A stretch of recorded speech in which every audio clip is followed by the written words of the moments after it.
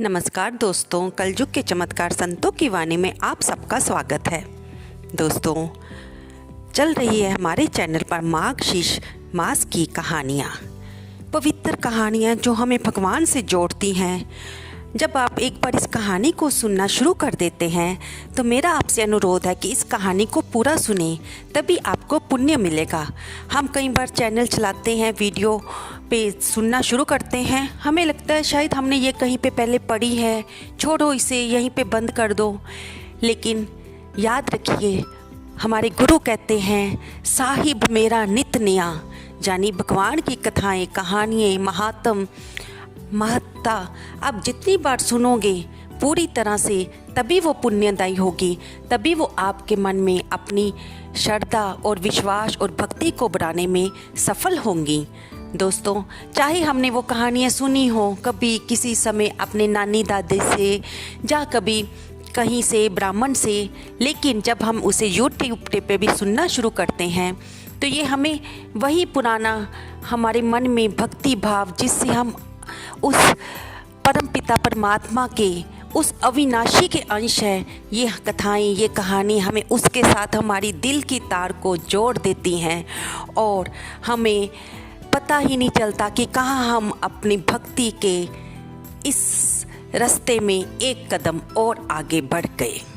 दोस्तों, आज हम सुनेंगे मार्गशीर्ष मास में भगवान श्री कृष्ण की दयालुता की, कृपा निधान की कहानी।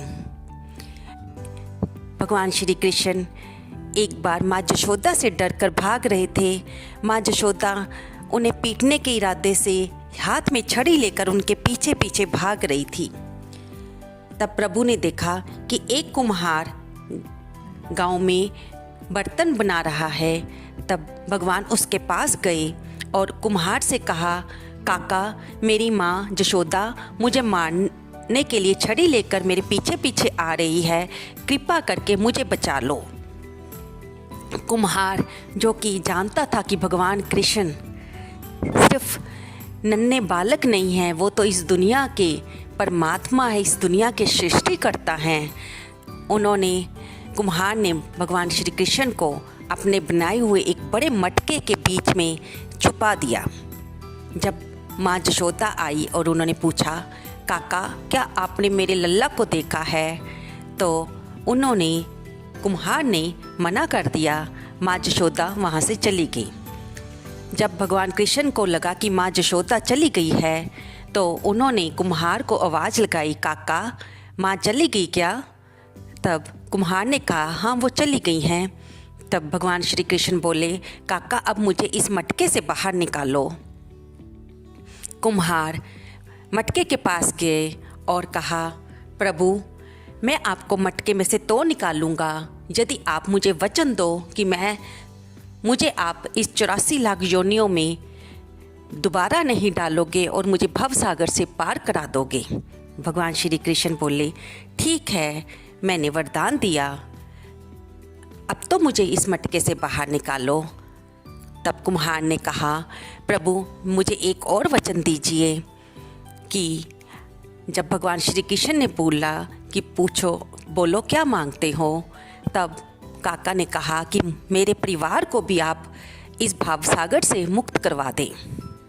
भगवान श्री कृष्ण ने कहा, अच्छा, ऐसा ही होगा, लेकिन अब तो मुझे मटके में से काका बाहर निकाल दो। वो कुम्हार हंसते हुए बोला, प्रभु, इतनी भी क्या जल्दी है, पहले मेरी पूरी बात तो सुन लीजिए।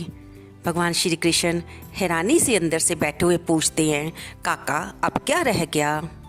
तब कुम्हार बोला, प्रभु, जिस मटके के नीचे आप छुपे हुए हो वह मिट्टी मेरे इन बैलों के द्वारा लाई गई है, कृपया आप इन्हें भी मुक्ति प्रदान कीजिए। भगवान श्री कृष्ण ने मुस्कुराते हुए कहा, ठीक है काका, ऐसा ही होगा, अब मुझे इस मटके से बाहर निकालो। कुम्हार फिर हंसते हुए बोला, प्रभु, एक बात तो रह ही गई, आप मुझे उसका भी वचन दीजिए तो मैं आपको इस मटके से बाहर निकालूंगा। भगवान कृष्ण ने फिर हंसते हुए पूछा, काका, अब क्या रह गया? तब कुम्हार बोला, प्रभु, जब आपको मैं मटके से बाहर निकालूं तो आप मुझे वायदा कीजिए कि आप मुझे अपने चरणों की भक्ति देंगे और मेरा आपके प्रति कभी भी विश्वास और प्यार कभी भी कम ना हो। भगवान श्री कृष्ण ने कहा, तथास्तु, ऐसा ही होगा काका। अब कुम्हार ने भगवान को मटके में से बाहर निकाला और प्रभु की दयालुता पर, भगवान की दयालुता पर, अकारण कृपा पर कुम्हार इतना रीझ गया था कि प्रभु को गले लगाकर रोने लगा और उसकी आंसू बहते जा रहे थे। प्रेम की धारा अविरल बहती जा रही थी और वह रोते रोते प्रभु की दयालुता की प्रशंसा करते हुए भगवान में ही लीन हो गया। तो दोस्तों, बात यहाँ पर कुम्हार की जब प्रभु की कृपालुता के साथ साथ क्या है इस कहानी। दोस्तों, बात है इस कहानी के पीछे के उद्देश्य को समझने की। जो प्रभु पलक मात्र के इशारे से इस सृष्टि को बना सकते हैं, नष्ट कर सकते हैं, इतने बड़े बड़े राक्षसों का वध कर सकते हैं, क्या वो माता यशोदा से बच नहीं सकते थे अंतर्ध्यान होकर? नहीं, क्योंकि उन्हें पता था कुम्हार उनका अनन्य भगत है और उसे ताड़ने हेतु प्रभु ने कोई बहाना तो सोचना ही था ना। तो ये तो मटके के नीचे बैठकर छिपने का बहाना था, क्या वो मटके को नहीं उठा सकते थे? दोस्तों, ये कहानी हमें उस प्रभु के प्रति प्यार को, भक्ति को दृढ़ करती हैं, हमें भक्ति के मार्ग पर ले जाती हैं। आपको ये कहानी कैसी लगी? कृपया इसे लाइक करें, शेयर करें और कमेंट करें। मेरे चैनल को अभी तक आप नए हैं तो सब्सक्राइब कर लें ताकि हर आने वाली वीडियो की नोटिफिकेशन मिलती रहे।